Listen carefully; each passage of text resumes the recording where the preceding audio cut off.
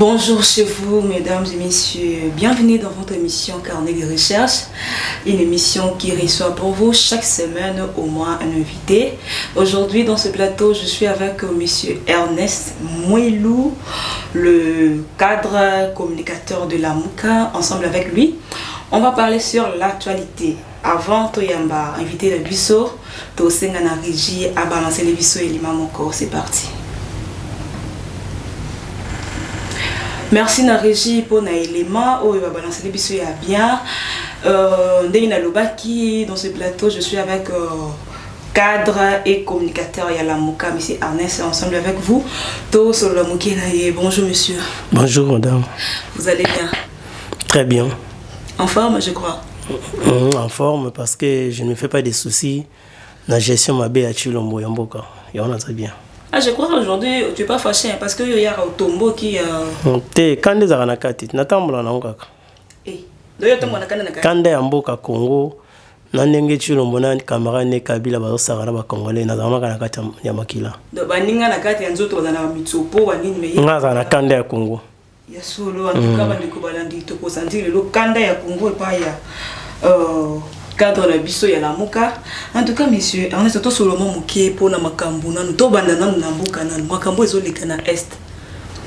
Makambu ezoleka kuna na est batu batomboki kuna batumbi ba ville mususu selon ba actualité mususu na yokaki na tongo trentaine de morts o akufi kuna nini. Eza nanu makambu ni bino ba kolomboka bino ba politicien mboka biso boko to bola ba mitu na biso likola makambu elekebele. Bon nous avons représenté ma condoléance au nom de la Mouka, il y a le coordonnateur Adolphe Mouzito, puis au nom du président Eli Martin Fayoulou, puis il y a le cadre et le militaire de la Mouka, on a Est, on est vraiment de cœur, pour tous les latisseaux, avant Kabila égal après Kabila, pour l'Est, dans les Amawa, les colons insécurité, catastrophe naturelle en Iran, mais le lot, les Amawa, au moni baotiko bon hôpital ya Boga na Ituri côté gouverneur militaire Azali gouverneur militaire des bureaux. Je profite de cette occasion pour nous les deux gouverneurs militaires bâtis na est na mon abino na front na mon abino na bureau té c'est cette aventure relati tenue militaire aux yeux ba gants rouge tient na mapeka au vendre na bureau gouverneur militaire. Pas même na front parce que bazo attaquer population na biroté parce que attaquer bango na Zamba na ba village tout le monde na front déjà passé pour na est on continue à déplorer les morts donc okende ya Kabila na koya ya Chilombo eza égal et loko moko changer zalité pour la population à est mais baza batumi balé te baza batumi balé ta mutu moko na ngane na za awa tant na bikeno na zali na kati ya la Mouka pensée politique oyo Adolphe Mouzito na Martin Fayoulou bazo mena la Mouka ndé anga Ernest Pena za nangote mais toi batu moko te toi batu misa tout mais toi même pensée politique même idéologie toi même vision pour Namboka s'il faut destruction net bango Kabila na tino bazana vision de destruction mboka o ya mo résultat malamu te donc kanda na yo pendeza non tozo sona ba ndeko na est il souhaite encore tant to yakina biso normal aussi ba solo pesi bango minduki na mbongo bakeko sécurité na est que au cha état de siège o comme ce qu'on dirait sabotage bazo ba congolais na sabotage suko kuna na est kuna batu état de siège ya Chilombo za ko nti muto baki moto zo pelo yeux sans obaki les sous suko kuna na est kuna izo yinda batu bazo ko kufa awa pe troisième vague ya coronavirus ezongi awa donc na moni ko zala ndenge ni bino mama bozolo bela biso nini loko nini pe na lobi boy avant no kota awa yeye kuna batu bazo kufa kala pe te tozozonga na confinement na kati ya mboko yo confinement confinement moza dia na confinement soki mutaza chômeur ana confinement te confinement vandi na ndako bimaka te na tout mais yo poza chômeur au kende wapi po ya sala kata akasi ça c'est dans le confinement pays où ils ont un confinement il y a libéla parce que 80% de jeunesse est en chômage moi 16 bazo débrouiller tant au premier confinement qui bobotel ba moi makoki wana ba comme sous ba chômeur lelo toza paralysé tous les débrouillards ba congolais bazana c'est mais na rien rappeler le moko guerre likambu ya est ont un problème il y a un moni résultat malamu na nini na état de siège alité pour la simple raison que on n'a pas identifié l'ennemi auto bundana et to yebiete les moyens d'agir. Égalité, collaboration entre peuple et la FARDC. Eza bongo. Deuxièmement, au niveau parlement, loi d'encadrement des athées. 4 éléments, ils ont ça que non, les Cambia Est, ils ont un problème. Donc, on va revoir Biloko. Les Cambia coronavirus. Bon, on n'a pas mouyembe. Na éteint, donc on a bien que balongwa. Banda classe zonga, bana boni ba coronavirus. Bana dans sa classe. Wanande batu ba sali makama médecine ba roye bango. Merci. Tozan a problème ya coronavirus malade des alliés to boité.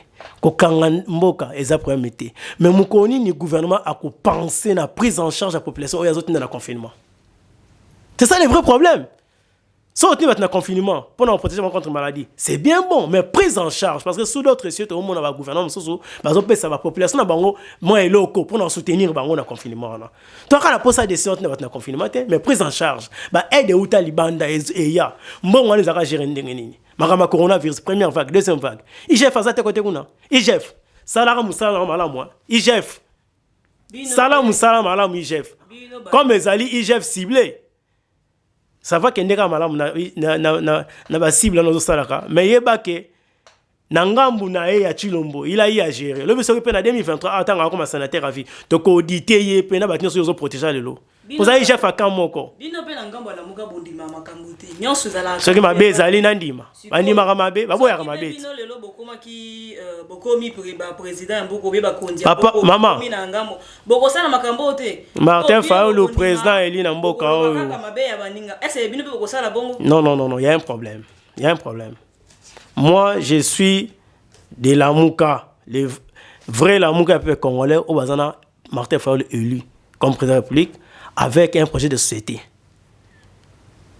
Investir dans l'homme congolais pour un Congo fort et prospère. Et ça, document, le président Martin Fayulu a défendu un document, même devant la communauté internationale. Autosi, le problème, il y a Congo. Autosi, la solution. Il y a place à retrouver source, il y a une solution, on a Ezali. Nous va diriger le Congo, on a un programme. Un projet de société. Et ça va diriger à 5 ans, dans 100 jours. Pas une escroquerie à grande échelle, boy. Boy, yebisanga ipo bon na za droit pour tout no mitunate mais si le long de Chilombo a dirigé ka Congo na projet de société nini et ça la muki na tongo bon to bon selenge ça on a muki na tongo bon tout ça là boy diwane ça théâtre ça c'est de l'amateurisme au sommet de l'état et c'est qui tue ce pays Chilombo n'a pas été préparé pour diriger ce pays ceux qui kasi parti na bino ya la muka na ngambo na bino ba opposant ceux qui pe boza batu malamu oyo ndenge bola kisaka mboka ki boza la malamu koleka batu bazoka mboka poza ndenge na bino boza la ce qui paie les lots, c'est ni paye andimi ko koti sa makambo na bino na kati ya ko accepter bino donc lokola ba proposition bino bosenga ki wana na tuna mutu na wana po bino bondima ka makambo te maman eza likambo ya dépolitisation ya seninde zo boma na lobi boye toke na terrain vita na imana bazo beta si ko arbitre alati Varese ya vita imana kondima bodo ye bandeni ki arbitre na za mais na lobby vita alati Varese na vert jaune ce qui na ta wana derrière alati vert blanc na mais arbitre aye alati Varese ya vita match c'est facilité est-ce que ba muto gagner aye banité ba vert nyonso zaka ya vita mais na tuni boye bozina seni bolobi majorité azwa soki 6 postes Union sacrée au FCC face à la 4 parce que Kabila a un député na Union sacrée comme na FCC 4 opposition ils ont un FCC poste mo de société civile il y a un match aussi gagné déjà na Union sacrée et comme bozapé bozali pe ba na dictature il y a candidature unique on t'a l'Assemblée nationale n'engage renouvellement au bureau sanamaki na Sénat candidat unique Mboso yemoko nani Kabundi yemoko bango so candidat unique na Sénat pe ndenge moko donc c'est en 2023 avec la candidat unique na présidence parce que match c'est gagné à l'avance non et que ça la matin beaucoup Chilombo na rappelons en 2023 aux sénateurs à vie au mato kita au dépolitiser seni ou pas au cha ata couleur moko na cour constitutionnelle na 2023 aux sénateurs à vie et ça c'est élection en 2023 au Kolongwa mais président république yeto yebi ki akubonga azobongama pona kubongisa makambo ya élection en 2023 azobongama pas à la élu pas à la réélite parce que là on a la élite En 2018, elle est par nomination. N'a remis que Lucas Quaz à élu en 2023. Mais na bilan il y a un actif moro yo sana ngona compte ya Chilombo voté en 2023. Actif ni dans son actif élément moro yo ko ça congolais que non voté Chilombo en 2023 parce que ça va ça oui loni. Papa nga nazali apona kutuna mutuna merci omoni na zotoka na otoka na osala émission pa na bino na groupe courant zate tande na otoka na Kinshasa bande ko na Kinshasa courant zate na groupe mai au sombi des bidons il y a 5 litres il y a au pire au tient na cantine soko na tongo na soko li au pire des bidons mai zate courant zalité nzele zate kela sa malonga te santa malonga te. Allez, le loyo va voter en 2023. Naïve quand journaliste au salam sana, mais tous en anzela tout en vérité. Et les mani beaucoup ça congolais a voté les Chilombo en 2023. Et les mani. Wana ezali biyano na bino na kati na bino kuna bato ya la mukapo bondi makambu te. Sikoyo na lobana no bino boza pour ou bien contre ya ba élection. Tout ça pour l'élection, à l'élection, ceux qui ont l'élection, tu as gagné la main haute, pour gagner encore la main haute. Mais nous avons un projet de société au Congolais qui est Bosso. C'est sur base d'un projet de société en Congolais, qui Martin Fayulu le confiance en 2018, à plus de 60%. Moutoumoro a gagné l'élection à niveau en Namboka, seulement Martin Fayulu. Les lots, nous avons appris dans l'élection, bien que nous avons dit théâtre et loi Chani. Loi Chani, on sait que c'est un peu quand il y a un Chilombo. Bande ko balinde toza toujours na monsieur Ernest oazo tomboka awa penza to mekano ko sola monsieur Ernest to solo na mukina na loi ya docteur Noël Chani Mwanda. Docteur a défendu thèse ouais. Ye penza ningisi Congo. Docteur a défendu thèse ouais. Il est docteur en quoi? Asa docteur. En quoi? Yozo bino ko wanga na kanyoso pona ni la muka bo. Kasi après ça soit intitulé à thèse net. Bon docteur sans thèse, attends ça à l'université. Docteur Noël Chani à lobby boye. Kokonya nguta leki. Voilà ya za congolais. Alingi que mutunyo so. Ah congolais américain. Aza américain congolais. Azala congolais de père et de mère. Aza congolais, Noël Chani c'est un citoyen américain. Noël Chani c'est un citoyen américain. C'est parmi les Congolais qui militent pour l'élimination de la nationalité congolaise et une exclusive et comme double nationalité comme Namboko yo, franco congolais, américano congolais, congolais espagnol, tout ça. Ils ont milité dans c'est un citoyen américain. Moi d'ailleurs nous devons traduire en justice pour batabouer dossier dans le cas de la présidence n'engeni. Un américain qui postule dans la présidence na Congo puis dossier l'équipe. Chani c'est un américain comme Chilombo c'est un belge aussi. Donc na moni ke bino na ngambo la muka bokomi ko banga po biso pe toyoka ki ke mwana mboka madidi. Martin Fayulu 100% bandundu. 100% bandundu. Ya Cameroun 100% Kouilois, il est dit Kouilo 100% Kouilois. Donc 100% Kouilois. Et c'est parmi les rares, Bozolo bape mokonza mboka pe azali ndambu mais biso to yebiki mokonza mboka pe azali congolais 100%. Papa Tshisekedi wa Mulumba personnel a 100% congolais. Maman Marthe, maman et la présidente Tshisekedi a 50% congolaise, 50% angolaise. Mes parents maman Marthe va comment au Congo vers les années 1882. Mais on connaît l'histoire de ma cambrizalité. Donc c'est pourquoi c'est ce qui fait que et c'est qui fait. Donc ça l'homme pour nous écarter Katumbi parce que sans vous ne devez pas oublier que Mikolo Tiko le Canada Sabino René Mousslamara le 18 mai. Mardi 18 mai à siège IDPS. René Agui présidé par Kabundina Kabuya où on a tablé sur les potentiels candidats à éliminer la présidentielle en 2023 pour laisser la route libre à Chilombo, à ça la deuxième qui m'a binaé. Nous avons des informations. C'est la politique, maman. C'est la politique. C'est la politique. On a tablé sur Katumbi, loi Tchani qu'on s'occupe et Kabound, expressement Kabound a demandé à tous les députés et sénateurs, il y a IDPS, va soutenir la proposition de loi Tchani pour écarter Katumbi. C'est à l'IDPS. René Salama Kiwana. te wana lokuta wana lokuta ayebi na ye Congolais kaka ayebi na ye lelo eloko moko échanger ezate wana maloba double nationalité ana pe izana ngoma bete. Je connais Chilombo depuis tous un rassemblement. Chilombo le bara a salibe. Je connais bien le monsieur. Obama a déjà kasi ana habité ça qui paye 100% qu'on atteint. Biso to na loi on atteint ba on ba na haut. Mais nous savons bien que Chilombo dans ses actifs. Il dit A, il fait B. Alors ba okende be ni ko cha ki jete. Akenda na roya là na bien na koma gomatracien c'est ce qui note. Aïe ça va soda a besoin $400 bazwa ba enseignant n'en parlons pas. Et là on y a le basala. Et là on y a ça avec 480 promesses à combien on banda à comment préserver. Nous sommes à 80. Na tout le monde distributeur automatique des promesses.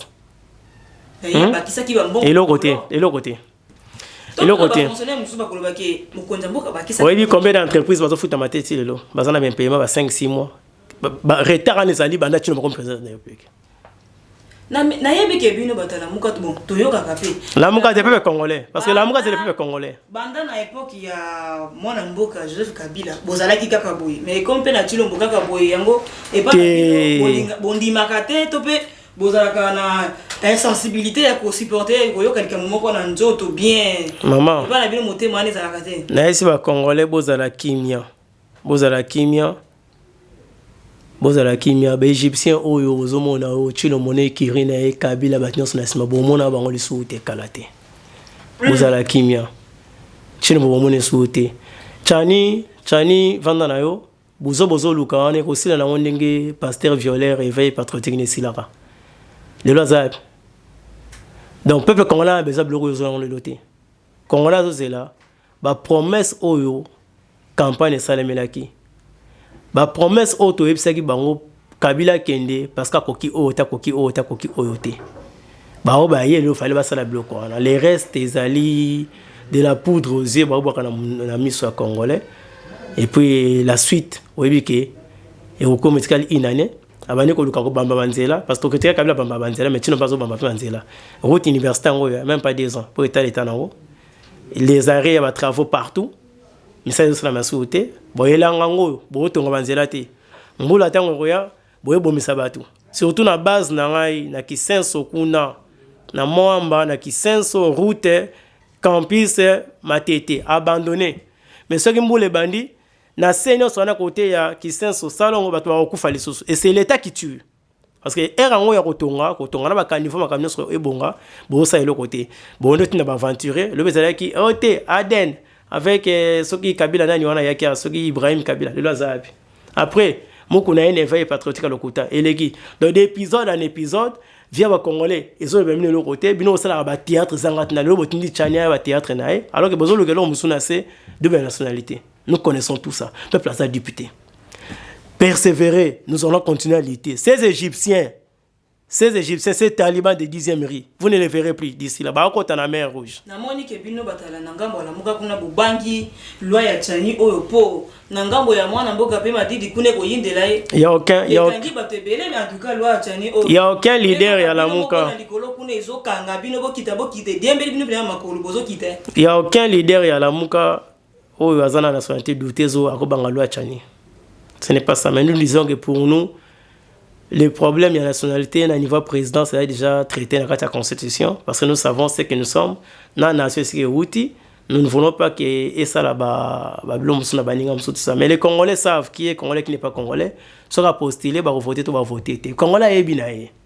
Congolais est qui est Congolais, qui n'est pas Congolais. Ceux qui a checké candidature, pour voter pour que Congolais, à cause de la député, à cause de la sénateur, à cause de la directeur des cabinets, à cause de la ministre, à cause de la chef de l'État, donc Chinese c'est de la pure distraction parce que les vrais problèmes que les Congolais attendent, les vraies aspirations pour les Congolais, ne connaissent pas Chilombo au Salangote. Ne connaissent étranger le rôle à Chilombo, un Belge n'est pas américain. Et nanga payera un jour à cause de bloco des nations, des étrangers, va postuler, paye va candidater dans le Séni. Ça je les promets. Mais yo le but que yebi bokonzambo ka lobaka a salibe. Siko yo loko la paye lobaki a akosa la PB ya kondima mon loi ya Chani wana ikanga bino surtout bokokeni na élection. Non, c'est-à-dire Yé azalaki na badon moko boye tanga sali union sacrée. Et les amis, na kopesa nos conseils, union sacrée za na malédiction. Boyebi union sacrée radicale na mboko ma congolais ka moroté. Ba né à ba grève et kotaka na mboka oyo ba pillage tout ça ni aso boyo sa union sacrée pour mourir les pays encore pour la deuxième fois. Donc union sacrée na mboko za na malonga tena kati. Et bozomo na ninga zokene lelo. Hier c'était Ilunkamba, Mabunda, Tamwe Mwamba et Kabila qui bloquait. Aujourd'hui c'est Félix qui bloque Félix. Les Assoni parce que c'est l'union sacrée non. Kabila est dans l'opposition. C'est quoi union sacrée bloqué union sacrée. Tu veux éviter. Botala kaka théâtre. Donc so ko sa to ko so le vérité ko makana polele. Donc tu l'envoyer bien le côté, azo kana le côté. Il n'a pas été préparé pour en urgence pour que ça va défier ma casse le rôle à RDC, il y a un moni azo patauger. Azo ça le côté. En tout cas, on va balandi oyo ezali bwana mboka Ernest Mwilu yende pena tomboki awa mais tozo kindi na suka émission na biso mais avant to suki sa émission to tuna na mutu na mokona. Toyo ki pe ke retour ya Riluk yo ya Congo ceux qui va belge ceux qui ndenge ni na. Nzambe na ngai. Toyo ki yango bino kuna Relique ya Lumumba. Bon, ça reste à vérifier. Pour moi, la boy base soit qui mutali bon mon en Belgique, basé l'île ne ba ko kunda ala Congo avec nos alliés l'île Lumumba. D'abord, je profite de l'occasion pour dire au roi des Belges, messieurs, faites-vous respecter. Pour ce qui est de la disparition de notre héros national, Lumumba, nous ne voulons pas voir la délégation belge ici au Congo avec vous en tête. Ces jours-là, vous sentirez que Lumumba y a un pays et avait un peuple. Nous allons mobiliser. Vous n'aurez pas accès à l'aéroport, vous n'aurez pas accès à la centre-ville. Au roi des Belges, je vais dans la Belgique, je vais Lumumba, Bozongsa Congo, Sima, Borande, un mauvais service. Donc, moi, je me battrai pour ça. Donc, s'il faut un tato, là, on va tato Macron, au reçoit Congo. Comme on a Congo, on a Congo. Oui. Bah on a menacé Lumumba te mabomaka bon on a menacé ça mukie na bomiete mais et avait assassiné Lumumba abomi Lumumba abomi si Kasavubu ba mulele baki moi je ngasa na belge mbaté à Macron les hommes je vais te gifler plus que Macron 11 mètres tes pieds ici et tu verras mbata Macron c'est pas ici bino en tout cas il faut commencer à ridiculiser les chefs d'état comme ça parce qu'ils ne sont pas excellents. Pourquoi on les appelle excellence?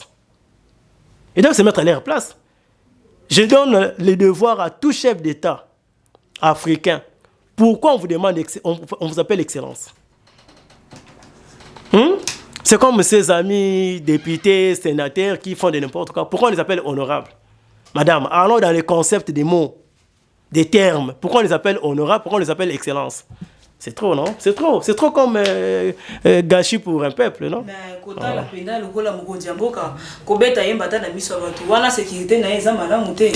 Sécurité.